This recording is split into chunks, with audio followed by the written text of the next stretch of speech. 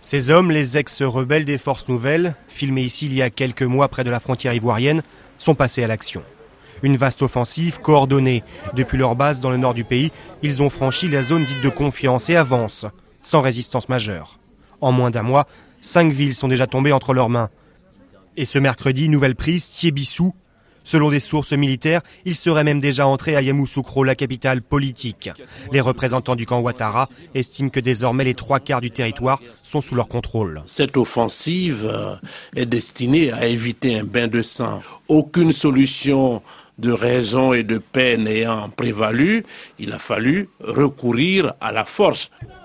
À Abidjan, Laurent Gbagbo compte sur ses hommes et ses femmes, les jeunes patriotes et leur leader, Charles Blé Goudé. Les militaires restés fidèles au président sortant ont annoncé que ces militants vont être armés. Objectif, organiser la défense de la capitale économique ivoirienne. Je suis prêt pour libérer nos pays.